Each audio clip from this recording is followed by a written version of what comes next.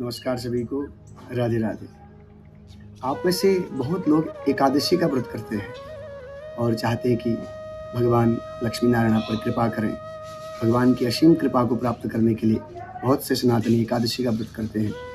वर्तमान में वैशाख कृष्ण पक्ष एकादशी, जिसको हम वरुथनी एकादशी के नाम से जानते हैं, वो आने वाली है, जो सोमवार 13 अप्रैल 2026 के दिन है।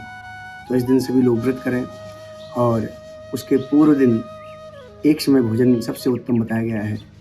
और जो वरुथनी नाम है, इसका शाब्दिक अगर तात्पर्य देखा जाए, वरुथ का अर्थ होता है कवच, अर्थात जो हम जैसे भक्तों की कवच के अनुसार रक्षा करती है, हमारे पापों से रक्षा करती है, अनेक प्रकार के जो हमारे दोष हैं, काम क्रोध लोभ मोह मद मत्सर इत्यादि जो दोष हैं, उनसे जो रक्षा करती है, उसे ही वरुथनी एकादशी कहा जाता है।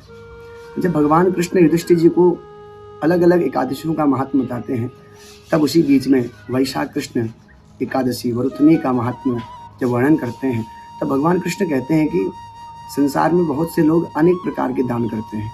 अन्नदान, विद्यादान, जलदान, गौदान, अश्वदान, गजदान, अनेक प्रकार के दान हैं और उन दानों में सबसे श्रेष्ठ है कन्यादान। परंतु कन्यादान से श्रेष्ठ है एकादशी का व्रत, क्योंकि एकादशी को जो लोग व्रत करते हैं वो पारायण के दिन अन्नदान भी करते हैं और एकादशी के निमित्त जो अन्नदान होता है वो कन्यादान के तुल्य फल देने वाला होता है। और विशेष रूप से जो ये वरुथनी एकादशी है, इस दिन कहा गया है कि मांस का सेवन किसी को नहीं करना चाहिए। जो व्रत करते हो तो नहीं करते हैं, परंतु बहुत से लोग कर लेते हैं, तो वो नहीं करना है। मसूर की दाल का सेवन नहीं करना है। और सबसे बड़ी सावधानी ये है व्रत करने वालों के लिए। बहुत से व्रत करने वाले लोग क्या करते हैं कि व्रत करते हैं और दिन में शयन करते हैं, तो दिन में शयन नहीं करना है और अभक्ष्य भोजन नहीं करना है। और फलाहार कई लोग लेते हैं, फल का आहार करते हैं, तो फलाहार भी उचित मात्रा में लेना है ताकि प्रमाद ना आए। अगर शास्त्र कहते हैं हम व्रत के दिन शयन करते हैं, सो जाते हैं, किसी की चुगली करते हैं, आहार ज़्यादा कर लेते हैं, आलस्य से परिपूर्ण हो जाते हैं और व्यर्थ की बातें करते हैं, तो हमारा व्रत भंग हो जाता है। और कई लोग व्रत तो करते हैं, साथ में तम्बाकू खाते हैं, पान मसाला खाते हैं, तो उनको ये भी सावधानी रखनी है कि अभक्ष्य पदार्थों का भोजन न करें। जितना हो सके चाय भी न पिएं। कई लोग चाय भी पीते हैं, चाय भी न पिएं और शुद्ध जल का आहार कर सकते हैं, जल और फल का आहार कर सकते हैं। और जो लोग निराहार रह सकते हैं वो निराहार रहें। और विशेष रूप से इस व्रत में दान का बड़ा महत्व है, तो इसके व्रत को करने के बाद आप अगले दिन अन्न का दान करें, वस्त्र का दान करें और तिल का दान करें। अलग अलग चीज़ों का आप दान कर सकते हैं। और आप सभी को एक विशेष इसके लिए नियम आपको बताता हूँ।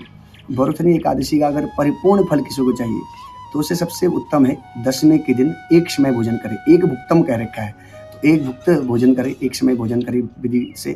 अवश्यान्न का भोजन करें, खीर इत्यादि का भक्षण करें, या तो हो सके एक समय भोजन, शुद्ध भोजन, लहसुन प्याज युक्त भोजन न हो दशमी के दिन। और एकादशी को निराहार रहे। और जब द्वादशी आती है, जब उसका पारण दिन आता है एकादशी का, तो उस दिन भी एक समय भोजन करें और अपने पुरोहित को बुलाकर अन्न का दान करें, उनसे भगवान लक्ष्मी नारायण का पूजन कराएं। कई लोग तो एकादशी की शाम की जो संध्या होती है उसमें करते हैं, परंतु द्वादशी को भी आप लोग कर सकते हैं, उसका विशेष फल माना जाता है। तो इसलिए आप लोग बड़े प्रेम से इस वरुथनी एकादशी का व्रत करें और द्वादशी को इसका पारण करें और अनेक प्रकार के जो हमारे दोष हैं उन दोषों से दूर रहें। कई लोग व्रत में चुगली कर लेते हैं, व्यर्थ की बातें करते हैं, तो उन बातों से दूर रहें, इस एकादशी को व्रत को करें। क्योंकि भगवान स्वयं युधिष्ठिर जी को इस व्रत के महात्म को बता रहे हैं और युधिष्ठिर जी जो साक्षात धर्म के अवतार हैं, वो व्रत के महात्म को सुनते हैं और उन व्रतों को करते हैं। तो हम तो एक सामान्य व्यक्ति हैं, तो हमें जितना हो सके भगवान के उन उपदेशों का पालन करना चाहिए और अपने जीवन में उस चीज़ को अपनाना चाहिए। राधे राधे। जय श्री कृष्ण।